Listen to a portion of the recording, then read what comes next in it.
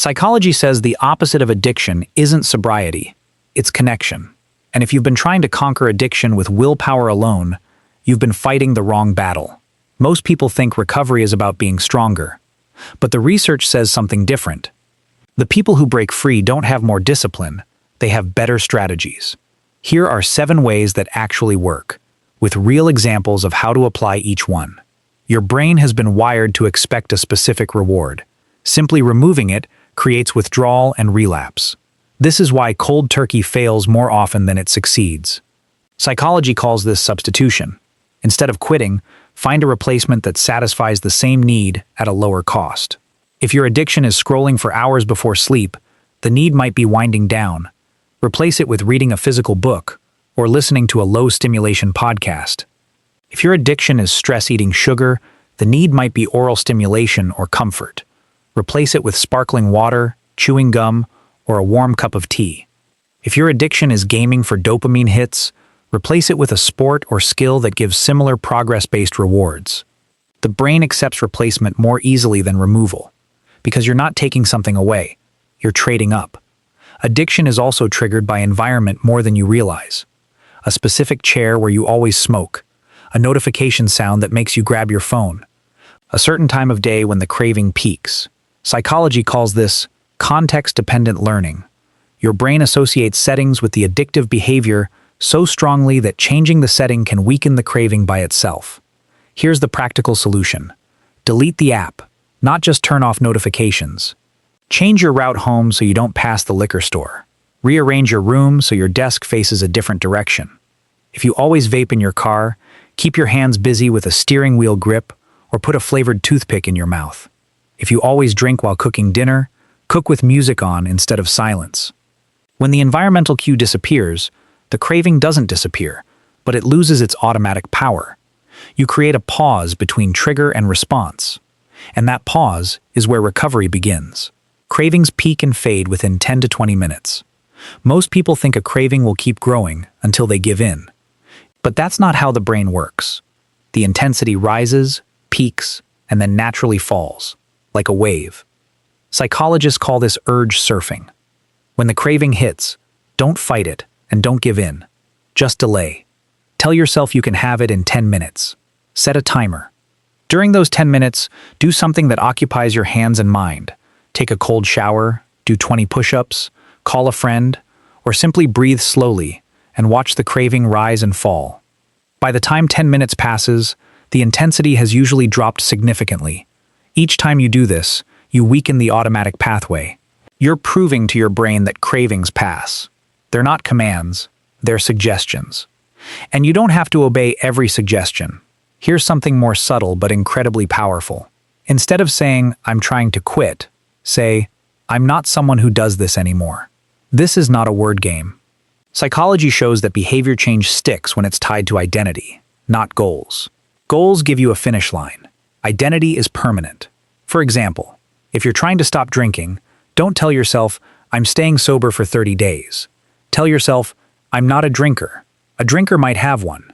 You don't. If you're trying to stop procrastinating, don't set a goal to work more. Tell yourself, "I'm someone who starts things immediately." When the identity shifts, every decision becomes easier because you're not making a sacrifice. You're acting in alignment with who you are. The craving might still come, but it no longer matches your self-image. And mismatched cravings are much easier to reject. Addiction is also a relationship problem, but not the way most people think. You're not just addicted to a substance or behavior, you're addicted to what it gives you. Relief from loneliness, escape from boredom, comfort from pain. And the brain needs a social replacement for that function. Psychology calls this social substitution.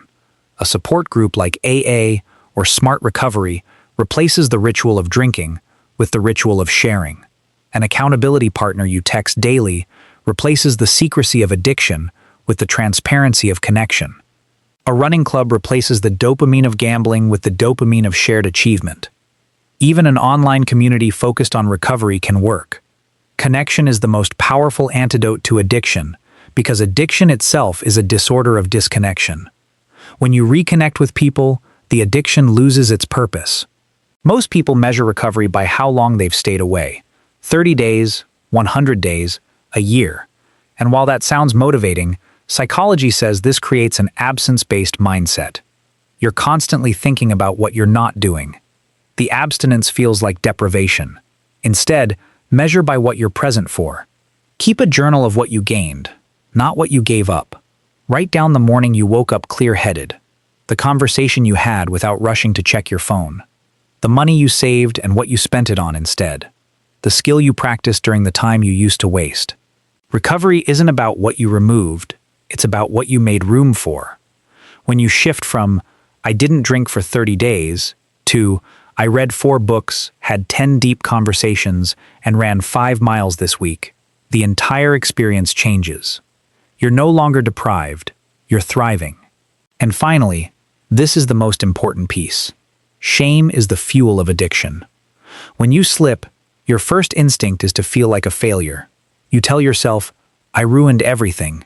That shame then drives you back to the addiction for relief, because the addiction is your oldest coping mechanism. Breaking this loop is critical. Here's the practical solution. When you slip, treat it like data, not failure. Ask, what triggered it? Was it fatigue, loneliness, hunger, stress? What time was it? Where were you? Who were you with? What could you change next time? One slip does not erase your progress. If you traveled 50 miles toward a destination and took one step backward, you wouldn't say you're back at the starting point. You're still 49 miles ahead. Self-compassion leads to faster recovery than self-criticism because it keeps you in the game. Beating yourself up only drives you back to the addiction for comfort. Instead, say, "That didn't work. Let me adjust and keep going." The truth is, conquering addiction isn't about being perfect. It's about building a system that works with your brain, not against it. You don't need superhuman willpower. You need replacement, not removal. You need environmental change, not just mental resolve. You need identity shifts, not goalposts. You need connection, not isolation. And every single one of these strategies is learnable, no matter where you're starting from. If this gave you a new way to think about recovery, subscribe for more psychology content that helps you understand yourself.